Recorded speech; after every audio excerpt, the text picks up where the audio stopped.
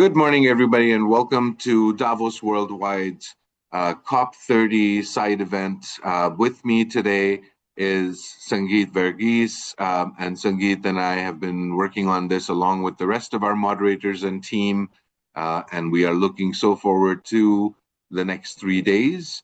We have panels all across the board from critical minerals to celebrating some of the biggest wins in impact and listening to some of the most effective leaders that have been able to bring together climate solutions as well as solutions as per the UN SDGs in moving things forward in this on our battlefront of keeping our world a better place. So with that, Sangeet, I wanted to turn it over to you. Sangeet, of course, is a published author.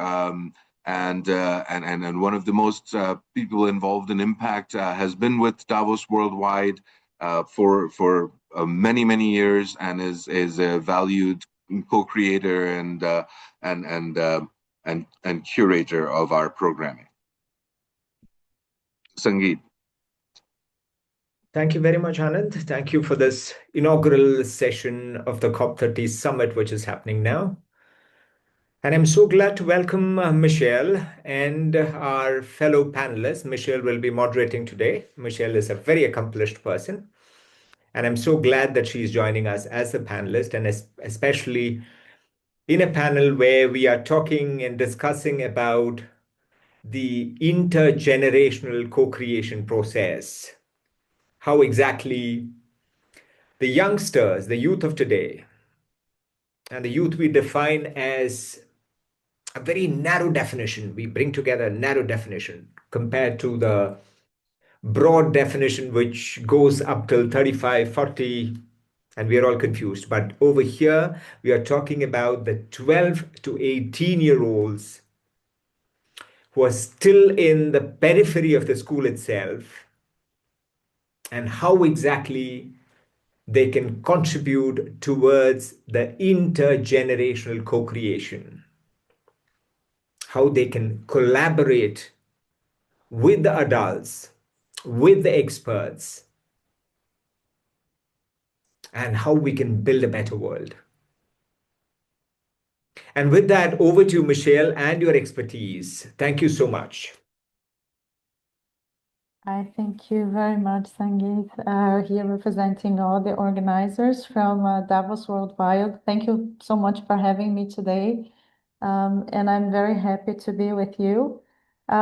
Today, it's mostly to listen to the youngsters. So I have with me here Eve Ang, that will be one of our contributors to the discussion today. And I would like to start this discussion by asking Eve to quickly introduce herself and what she has been devoting her time to at the moment. Thanks, Michelle. Hi, everyone. I'm Eve. I'm 18 years old and from Singapore.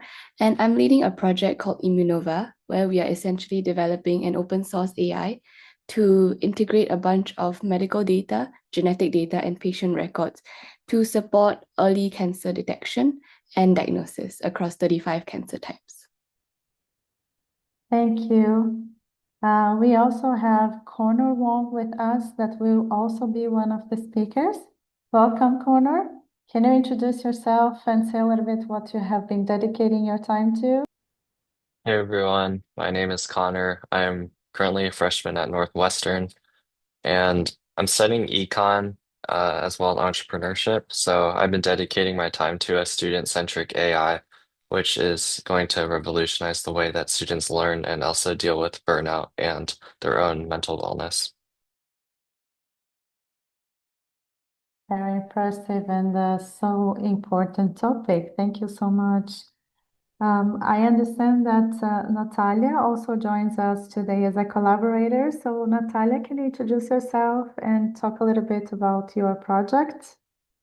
Yes, well, hello everyone. My name is Natalia Moreno. I'm from Lima, Peru, but I moved to the United States around 2 months and a half for college. I got a full ride, so yeah, I'm super excited about my experience. Well, I'm the founder and CEO of a nonprofit organization that is called Libros con Sentido. And here we basically try to promote access to quality education, access to learning materials, and democratize opportunities around underserved communities. So in that way, education can be a key tool to different inequalities and gaps that exist nowadays. Coming from Latin America myself, your project resonates to me very deeply. Thank you, Natalia. And our last speaker is Shurya. Do we have you here with us?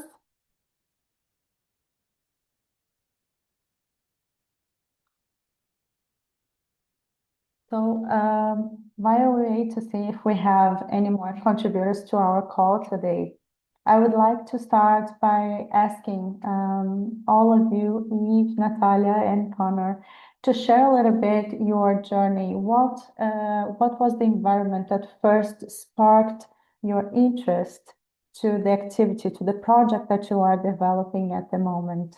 And how this environment enabled you to reach this level that you have today.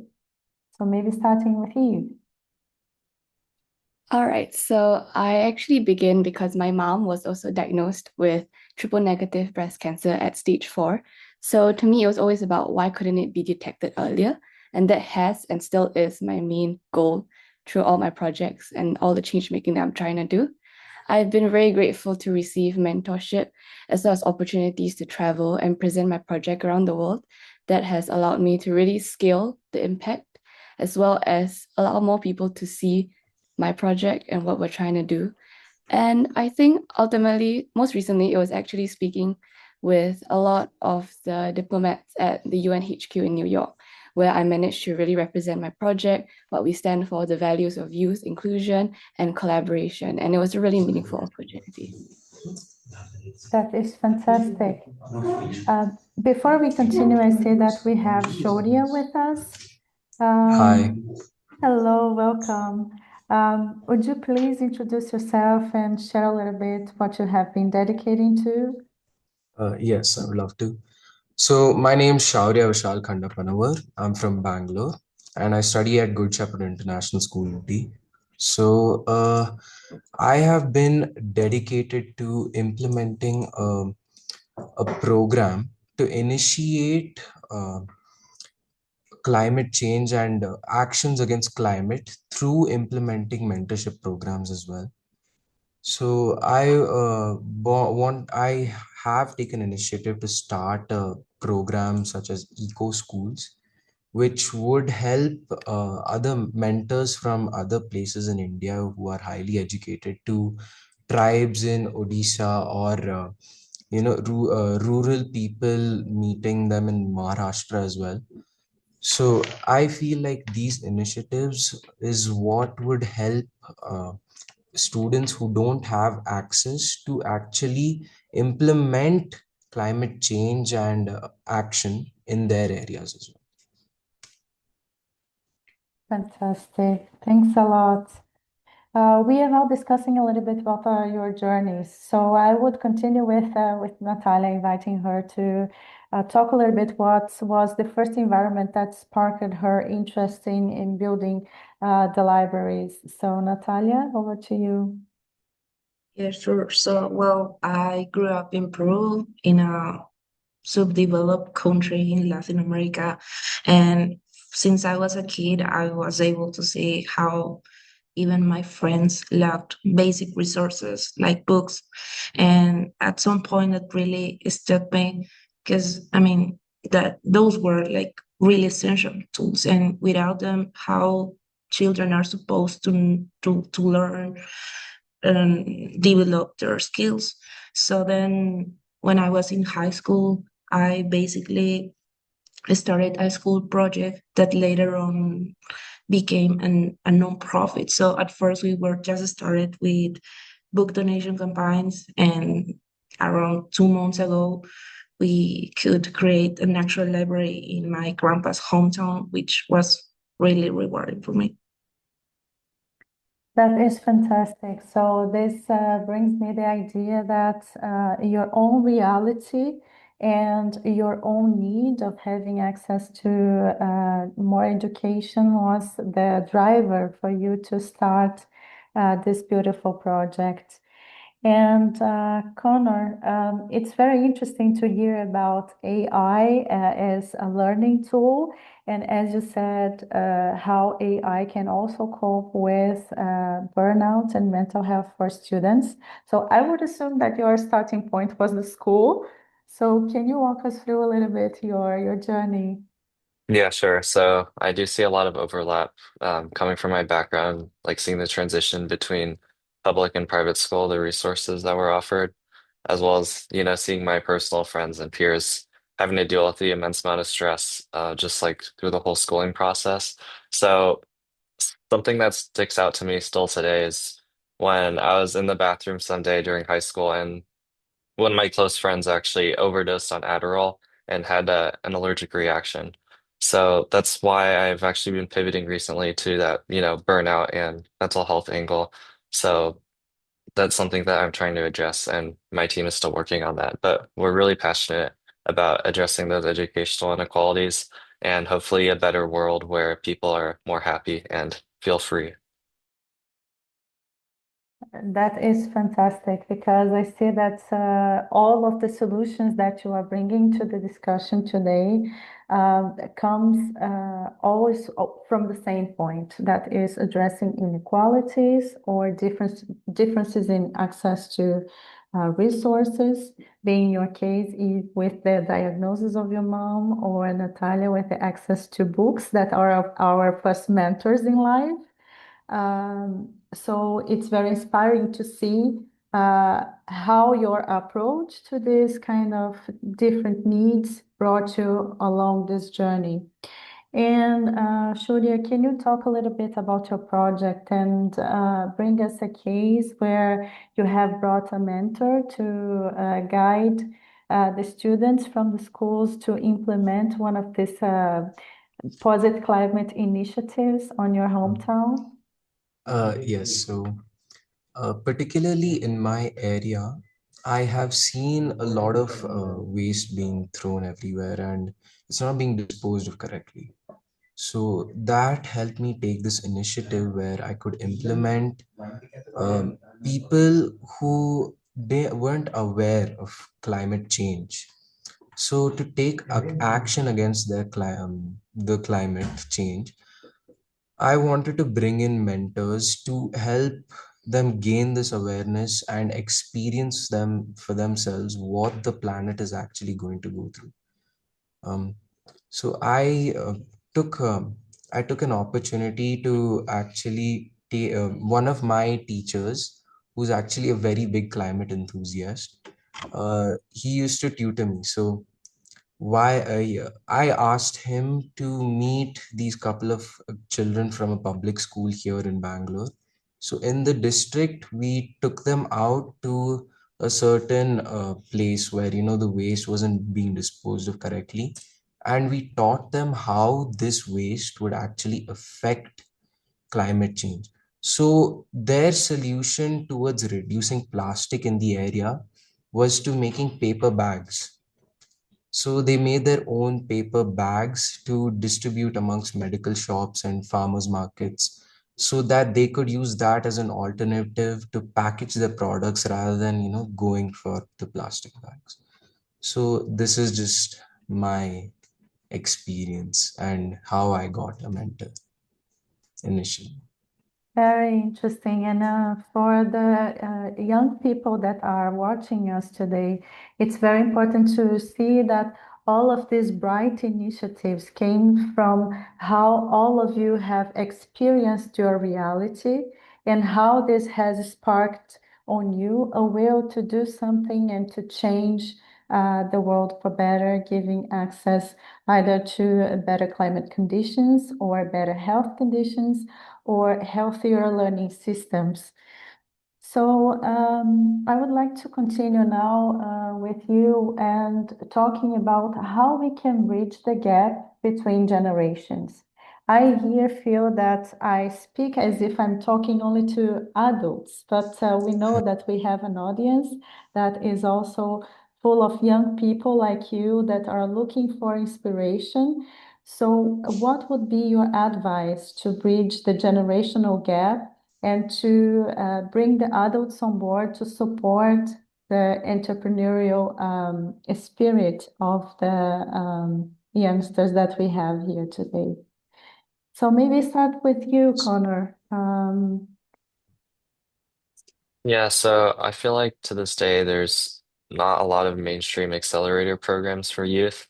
Something that does come to mind that I recently participated in was the Paris Collaborative, the Global Fellowship and Idea Lab. So I feel like giving youth the opportunity to share their, opinions or their own projects on that platform and giving them mentorship opportunities is something that we could really push towards in the future. Because ultimately, if we do give a voice to the youth, where a lot of imaginative things come about, then if we're able to give them the resources to these, somewhat limitless ideas, then we'll be able to, co-create a brighter future, especially with the help from, more experienced and seasoned leaders. That's fantastic. And maybe you can share a little bit, Eve, because you have been in several programs, and maybe your experience for sure can serve not only for us, for from the older generation to bridge the gap between us, but also to inspire the younger generation that is with us today. Sure. I think it was very inspiring and empowering to literally have a seat at all these UN meetings. And it's something that I kind of want to translate to the other youth around me because as youth, we are oftentimes working with very limited resources, whether it is financially or through our connections. So it is really, really, really important for us to kind of work together and incorporate both seasoned professionals as well as youth ideas and really giving us a holistic view on how our world is doing right now, on the problems and how different stakeholders are impacted by it, in order for us to even begin thinking of solutions to combat these problems. Yes. So I'd like to continue with you, Evie, and also invite Krishna Gi for the discussion because you have been into several programs, Eve, and I would like to understand how giving resources actually turn good initiatives into reality. And Krishnangi here with us is also a fellow, I understand, and she can also give her view on this, giving tools, giving the necessary tools to the youngsters can really power these initiatives and transform an inspiration into action. I think it begins with the upskilling and training us. As youth, we are also still learning and always growing. So all these programs, no matter how much guidance they provide us, in terms of skill-wise, it's really important for us to have enough soft skills and also as well as technical skills to manage our projects in terms of like project management, communication skills, etc. So yeah, I think that has been a really big part of the programs that I've been in, and I'm very grateful for all these support that has allowed the project to flourish and grow until like what it is right now. Thank you. Krishnangi, would you like to contribute? Yes. So, I mean, in the status quo that we talk about today, we understand that there are a lot of divides between people. There's the global north and global south divide, which is a majorly resource-based divide. Then there is a divide between generations, which is the topic today. It should be understood that the experience of older people often collides with innovation that is seen more commonly in youth. And when resources are allocated to these people who probably have more updated ideas that concern the future directly, because these people are the most affected stakeholders of any decision that we make in policy making, in climate action. These people are the most affected by it because it's their future that is in our hands today. So when these people are given enough space to speak about these issues, when these people are given enough lobbying power so that their voice counts, I think A, it opens up other avenues to think about climate plans and to think about climate action policies that can come about. And that sort of collaboration becomes very important intergenerationally. Yes, Thank you. but not only hearing, but giving you the tools so you can clearly communicate your ideas like you're doing here today with this brilliant contribution. And you brought two topics that I think that are very important and connect to Natalia and Connor.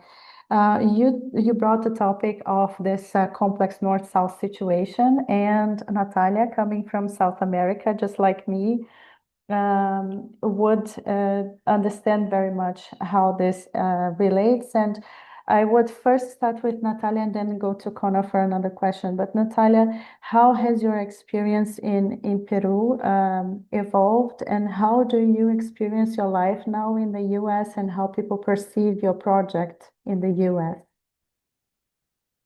Yes, so well, I'm from Peru, right? So I mean, it is a subdeveloped country, and I think that the perspectives here are very different, and everything is much more different.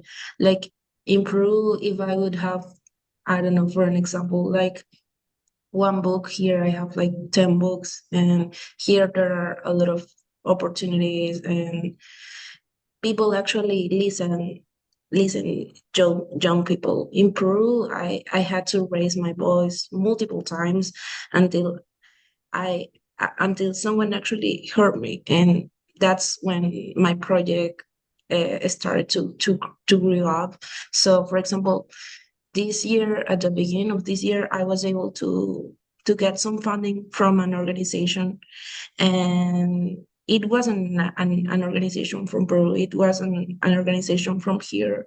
And when I told them about my project and the things we were doing, they were like really impressed that someone of my age could actually manage all that stuff that I was doing. And when I came here and they invited me for a presentation and basically to give my biggest takes away in the things that I have learned, I could meet a lot of people, CEOs from top companies, and they were all like encouraging me to keep doing this, because at the end there are a lot of people who doesn't have the resources, and coming from a Definitely. subdeveloped country is like so different. And yeah, but yeah, it For was. sure, it is, Natalia. I completely understand you. And another contribution that Krishnagit brought brilliantly is also about innovation. And Connor, this is totally your area, innovation and using AI for learning. So, how do you experience this gaps when you're talking about innovation? You, from a young perspective, that needs to be empowered by seniors. How has it been for you? Yeah, so just going back to my experience with Paris Collaborative, I think being given access to mentors to eventually launch my pilot program will be very helpful. I feel like youth obviously don't have a lot of access to resources, as mentioned by Eve. And something that I've particularly been struggling with my project is that it is student centered. So a lot of peers don't really want to admit that, they're dealing with mental health issues. It's obviously a very saturated topic now, mental health. Like you hear about meditation all the time. There's other services like Calm or Headspace. But I feel like just being able to have a mentor who can help me launch this pilot program has been very, helpful to get my mission out. And I think that it's, really positive impact that I could have on the world, that's been made possible because of Paris Collaborative. Yeah. I believe that we have just a few more minutes in this discussion. So I would like to address a final question for all of you. That is, what is your vision for the future and how leaders and seniors can really work together with you to make this vision become a reality? So this is a long question, but I would start with you, Krishna, that joined us in the last part. Yes. So, I mean, if you look at it from the stance of my country being a developing country, you look at it in a more ambitious manner, where to make to establish our position as the face of the global south. I think it's very important for us to sort of shift. Anyway, this is happening to shift from our neutral alignment to our multi alignment, which brings about a lot of profit, and it brings about a lot of adaptation to the profit and to the capitalistic world that we're a part of today. But besides that, in any case, to mobilize a sort of team or a sort of structure where ideas from different generations, ideas from different societies, ideas from different occupations, wherein scientists and teachers are collaborating, wherein students and teachers are collaborating, wherein people who are politicians and people who are in the field of science and field of environmental science are collaborating, when all of these people from different parts of not only the nation that I'm a part of, but of the world, when these global ideas meet, I think that sort of confluence is what could bring about change. And I mean, if I were, provided I have the resources, I would like to amass a sort of diverse group of team, sort of, to build change. Yes.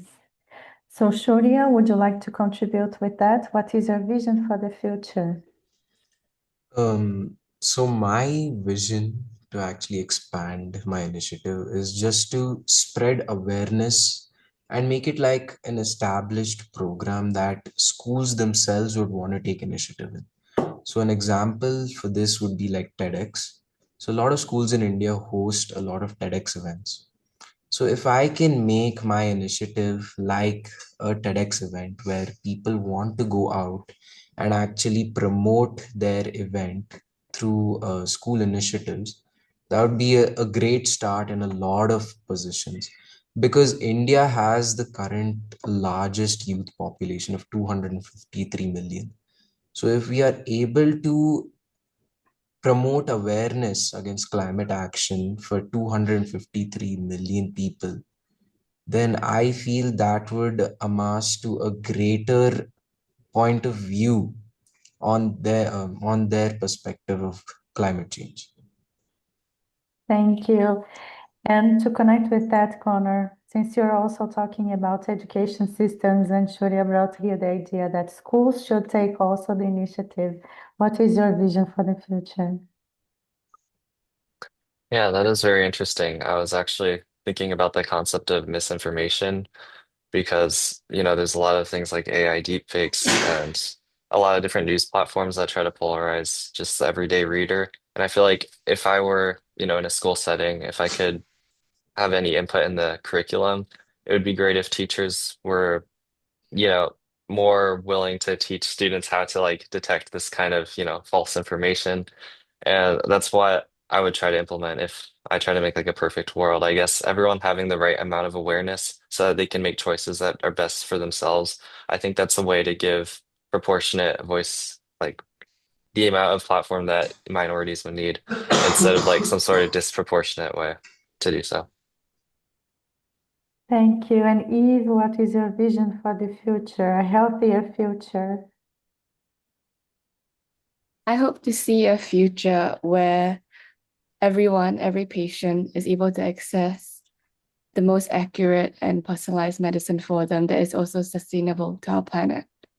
And I hope to do this by starting in the regions which are facing the most healthcare inequalities, like South and Southeast Asia, as well as Sub-Saharan Africa.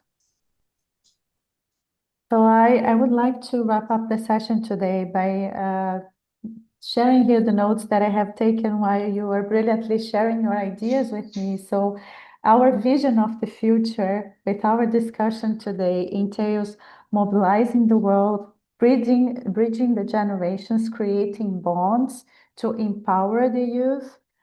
This also entails change into school systems and how the school can be our first room or the first house for empowerment that youngsters experience, being that through access to healthier learning systems with AI, taking care of mental health, or having access to books and to information that areas that are more in inequality situation don't have, access to resources as a tool to combat inequalities.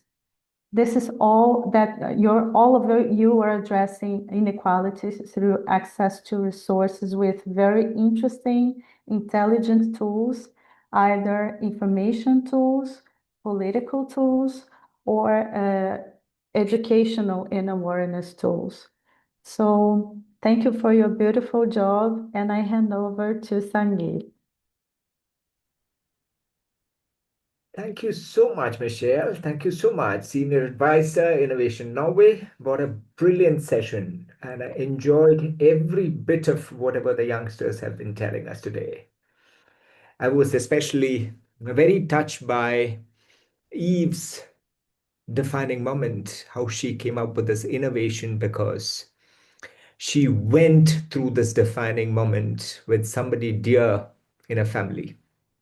And of course, the other absolutely brilliant and exceptional Paris Collaborator Fellows, Connor Wong and Natalie from Peru. And of course, the IFSPD Europe Fellows, Krishna Angi. What a brilliant way of putting it together, Krishna Angi. I really enjoyed whatever you've been sharing with us. And Shaurya, of course. Thank you so much, Michelle, again, for that absolutely brilliant moderation.